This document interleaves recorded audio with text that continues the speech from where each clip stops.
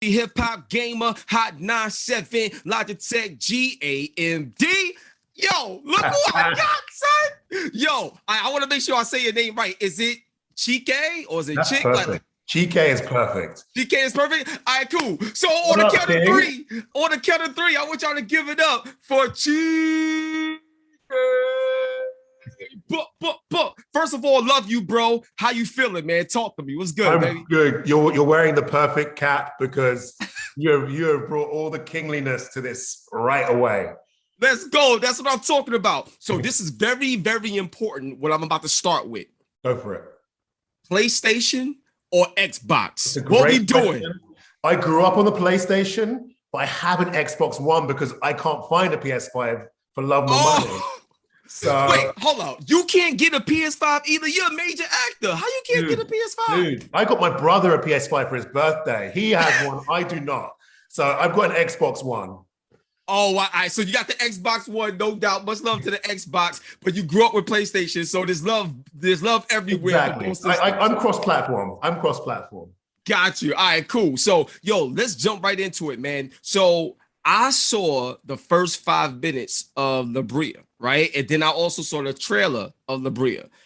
I got to see this whole season, son. Like, I got to see everything. So this joint is crazy. So the first thing I want to ask you is, like, the setting with everything destroying and stuff like that. Like, what was it like being on set? Like going through this whole like process from an acting standpoint? It was a high octane roller coaster ride from the very beginning. We were just thrown into the deep end, and genuinely, it wasn't acting. We just had to like be there and just respond to everything that was around us because it was from the very beginning just an incredible journey. That's crazy, man. So now one thing that stood out to me just from the little bit that I seen, there's a part where like it's like y'all end up somewhere else. Yeah. And it's like, where are we? What's going on? And that's where like I'm at right now. So if you can tell me without giving too much away, but what is the theme, of this story? What is BREA? So the main theme of the show is survival, is what would you do? How would you survive if thrown into this? Like you say, it's a primeval world. We don't know where we are at the beginning. We don't know where this sinkhole has taken us. And so we have to work out as a new society how to survive. And then we very quickly find out in the first episode. So I hope you get to see it on Tuesday, 9 o'clock, 8 Central on NBC.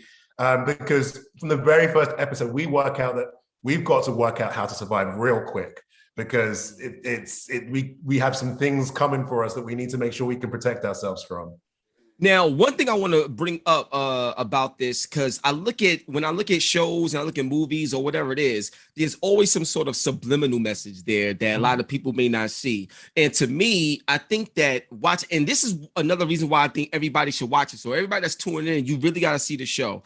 When you think about what's going on right now with the pandemic, and then I'm looking at the show, how you just got this sinkhole, it turned everybody's lives upside down just like that. Right. And what you just said is it's about survival, but I can't survive by myself. We need each other. So my question to you is, in your own you already know what it is. So in your own personal life, what's been some of the things that you've gone through or some of the practices that you utilize to be able to be strong with people so you can be able to accomplish your goals? That's a great question, brother.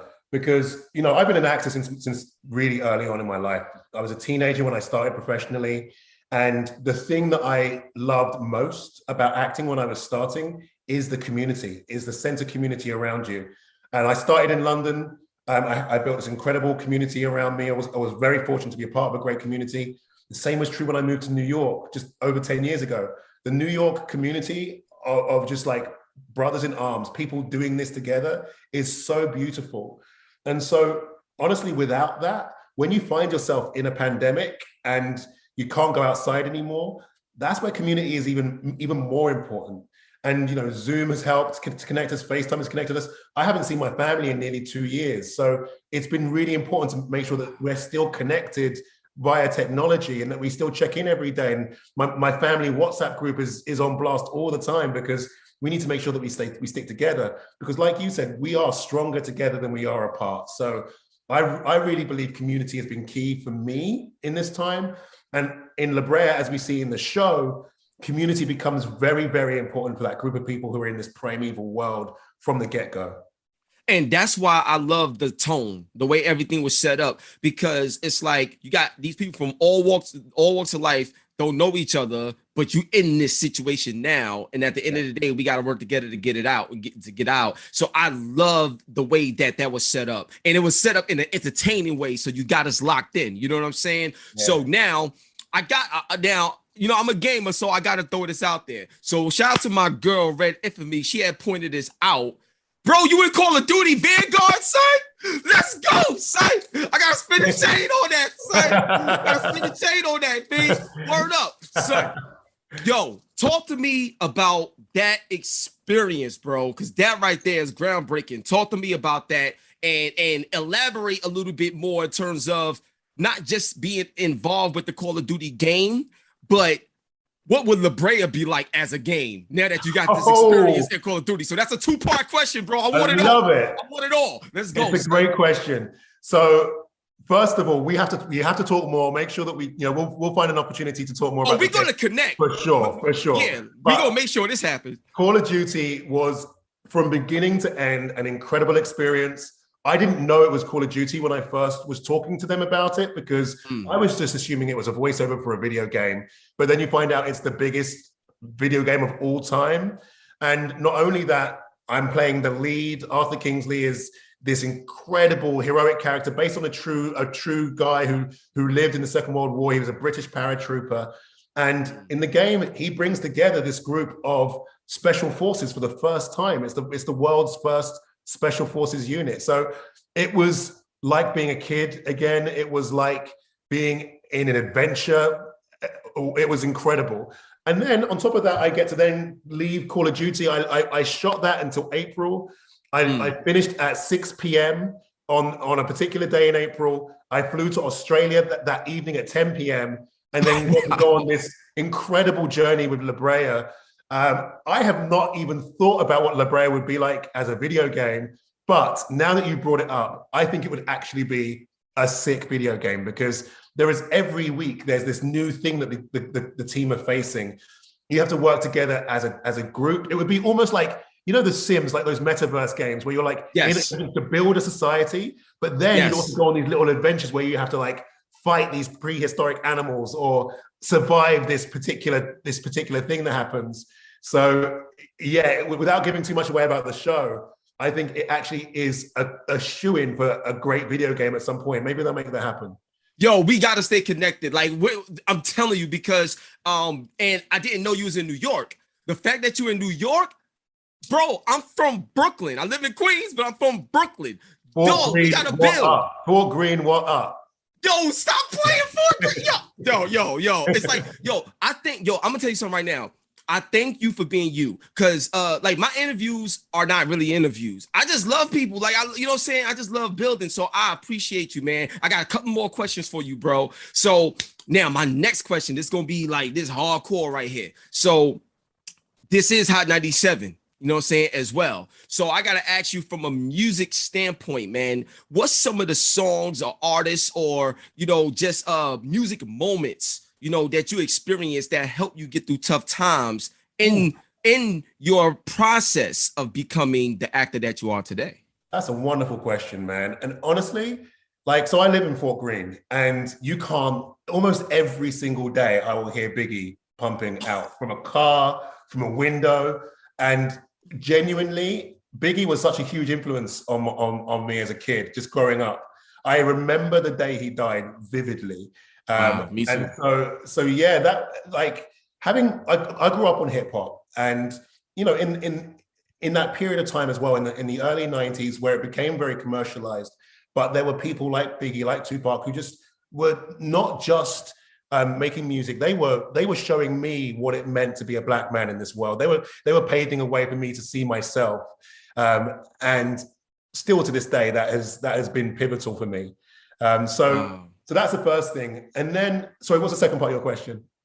Oh yeah, yeah. And the second part was how did Biggie and that experience make you the actor that you are today? I have always, since the very beginning of becoming an actor, I will always make a playlist for my character and just pick out songs that my particular character would listen to. And for Ty Coleman on this show, it was a lot of like actually deep, quite depressing music. And there was one song, it's not really important which song it was, but it was one song I listened to a lot after my dad died, because I was really close to my father. He really showed me the way. And it was a song that made me feel connected to him in that period of time. And I would play that song on repeat for this show because it just set a tone for me coming into this show. Even though in my life the song was quite uplifting, it just reminded me of a darker time, and helped really bring Ty to life in this show.